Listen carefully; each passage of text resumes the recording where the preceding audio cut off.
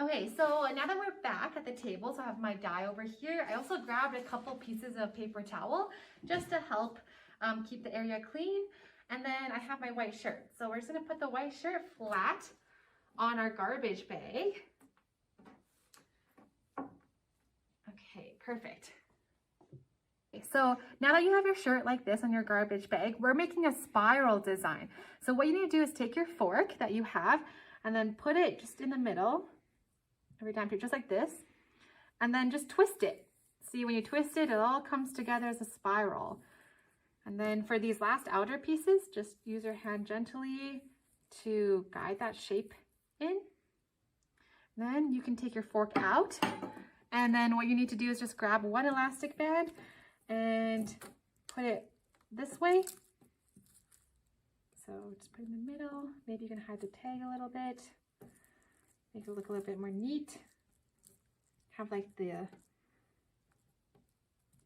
folds in the t-shirt where you want them.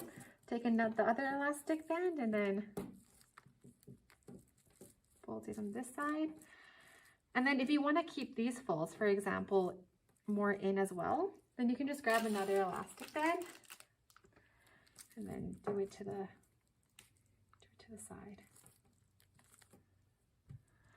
So I think for me, I want to keep all these folds in. So I'm just going to grab 4 in total.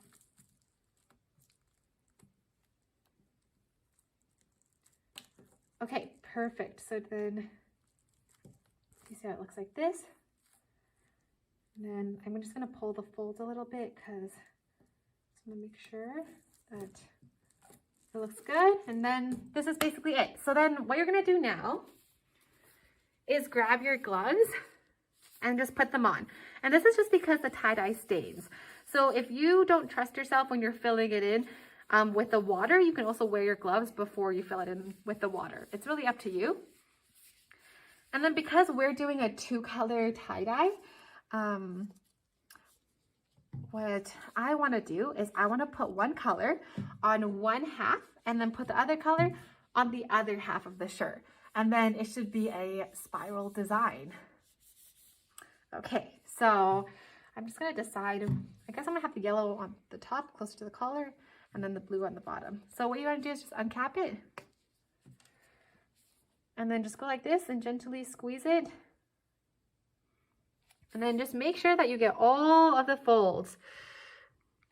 So another cool thing with this dye is that if you have other white pieces of clothing at home, such as socks or like a bag or like a mask or a hat or something, that you can use whatever's left over from this bottle on that project as well. So I'm going to use the blue on this side. And oh, it's going to be really pretty when they mix because it's going to be a green color. So yeah, just make sure that you try to get all the folds and that there's no white spots, because the white spots are going to be, they're going to look patchy. They're going to make the tie look patchy. So yeah, just squeeze the bottle and make sure that everything is covered.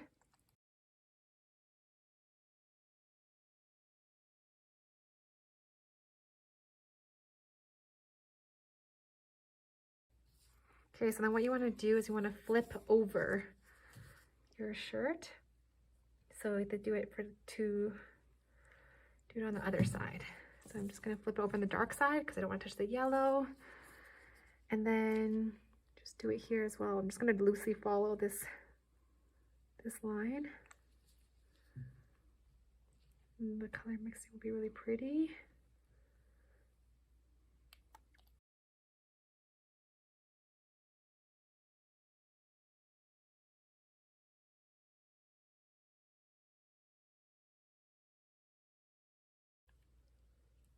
Oh yeah, and another thing that I forgot to mention is that this dye is good to sit for about 72 hours. So you don't have to dye your next project if you have leftover right away.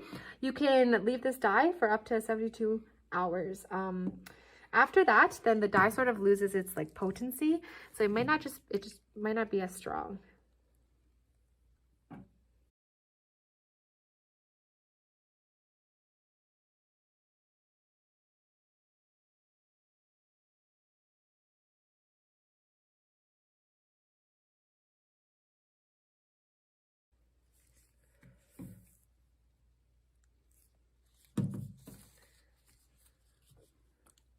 And then when you flip over the shirt, you want to make sure that you're flipping it in a new area on the garbage bag, because if you're just flipping it, you see how there's like leftover like ink here or dye? If you flip it on top of that, then it might stain like your yellow part or your blue part. Well, actually mostly just the lighter color part, color that you don't want. Okay, so I think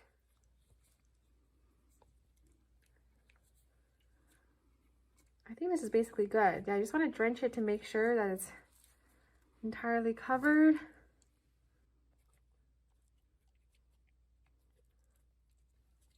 Okay, so after this, what you want to do is grab your Ziploc bag that you have, and you're going to put your shirt in there for minimum 8 hours, but you can also put it overnight. So the longer that you leave it in this bag, the more intense the colors will be. And the reason that we're leaving it in a bag is because we want to keep the t-shirt as damp as possible so that the colors can seep through the shirt and make sure that it dyes all of it. So all I have to do is just put it in here like this and then zip it up really tight. And then we'll check back on it in 8 to 24 or 8 to 12 hours. Sorry, and the last thing before we let our bags sit there for overnight is that the gloves that you just had, you can keep them because we have to wash out the dye project after in the morning. So yeah, you can just keep your gloves on the side. You can put them on like a paper towel or something, and then we can use them again for later. Now that we've waited 8 to 12 hours, you have your tie-dye creation in your bag.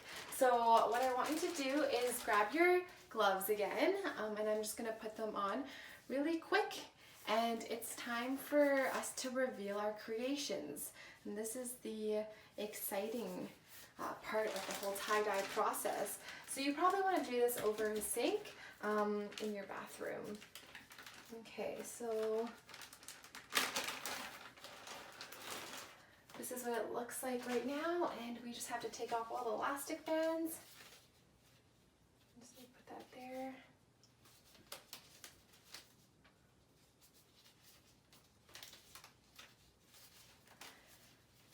Reveal your tie-dye.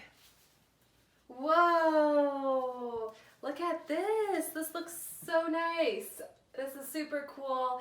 I can't wait to wear it. So what we want to do now is we want to rinse our tie-dye creations in the water, and it can just be like a medium temperature, a warm temperature, and then you just want to rinse your tie-dye creation until the water is clear. So if you tie-dyed multiple items, you want to rinse them separately. So for example, if you have a shirt and socks, just rinse the shirt first, and then you can grab the socks to rinse. Don't leave them in, don't leave your other creations in the sink while you're rinsing them, because then it can cause like the dye to leak and the colors to change. Okay, so let's rinse this. And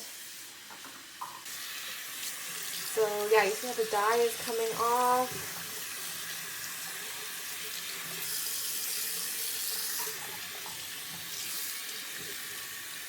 So I'm rinsing like the darker color first because I don't want the colors to blend.